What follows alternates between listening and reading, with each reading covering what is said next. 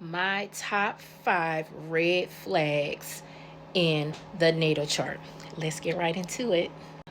Now, these are my top 5 red flags in a birth chart. Mind you, there are many other aspects. There are so many aspects that can show red flags and or narcissism. But these are my top 5. I've been looking at charts for maybe 20 years, give or take. But these are the ones that really kind of scream or stand out to me. First on the docket, we have heavy placements of Pisces, Neptune, 3 or more planets in Pisces, Neptune, and or 3 or more planets in the 12th house. Now, ladies, I need y'all to pay close attention, and some of y'all might even need to take notes because some of y'all are in relationships with these individuals. Some of y'all are married to individuals with these placements and or have babies with them. This ain't a bashing session, so don't nobody come for me, because I'm gonna cuss your ass out and I'm gonna block you. This is not bashing no sign, okay? We are talking about the lower octave of this energy, not the higher octave of this energy. All right. And what I teach over here on my page, on my channel, is that every sign has a duality. Every sign has its lower octave of its energy. Every sign has the higher octave of this energy in every sign. Okay. We're talking about heavy Pisces placements in its lower octave. Let's break down what Pisces Neptunian energy is real quick. Just real quick. I'm going to give y'all a few examples of what Pisces energy is. In its highest octave, in its higher octave. Well, first of all, Neptune energy is the higher octave of Venus. Not going to get too deep into what Venus is. I'll do another video on that another day.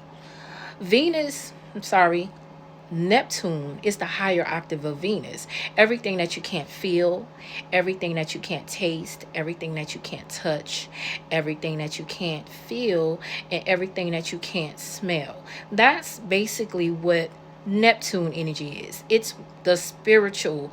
It is the sign of compassion. It is the spiritual sign where our spirituality is. It's also where our creativity is. Also, 12th house.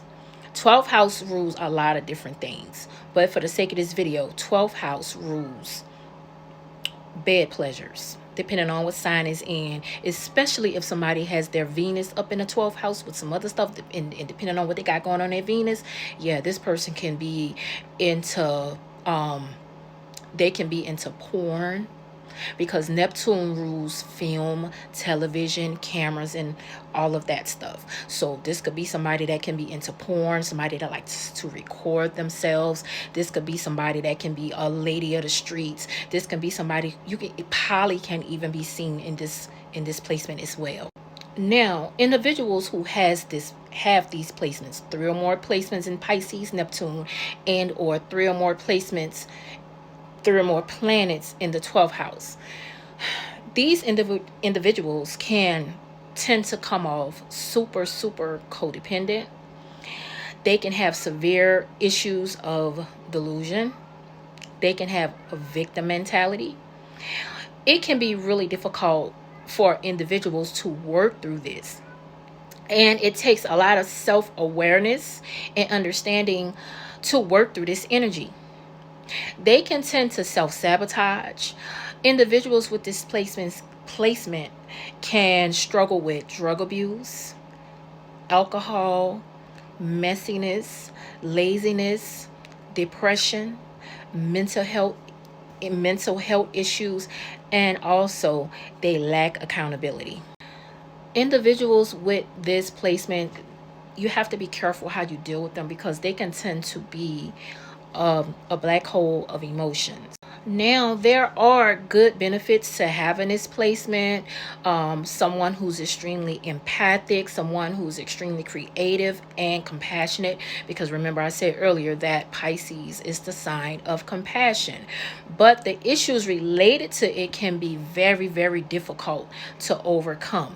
Now, An example of someone that has heavy Pisces in their chart, Erica Badu, she has heavy Pisces energy in her chart. She does and has spoke about some of her struggles and some of her issues that she's had to deal with throughout her life. Janae Aiko is another one that has heavy Pisces energy in her chart, specifically in the first house, and she has been very transparent and very candid about her struggles with mental illness. And even at times, I think she said she tried to unalive herself, especially after she lost her brother.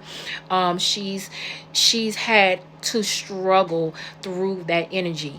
Now, people with this placement also like to partake in escapism of all kinds, any kind of escapism. Okay, the lower octave of this energy and the higher octave of this energy, people that have this placement tend to love to partake in escapism. I mean, y'all know how Erica get down, and y'all know how Janae Aiko get down. But thankfully, they have mastered the lessons. Now, Janae Aiko is a perfect example of someone who has heavy, prominent placements in Pisces and who has struggled through the lower octave of that energy, and she's mastered her lessons, and she's transmuted that energy, and she's gotten the help that she needed to get. And what we see now, the version of her that we see now, is the healed and the more evolved version of that energy. All right, so I'm gonna leave it here. Stay tuned for part 2. All right, and until next time, love you, bye.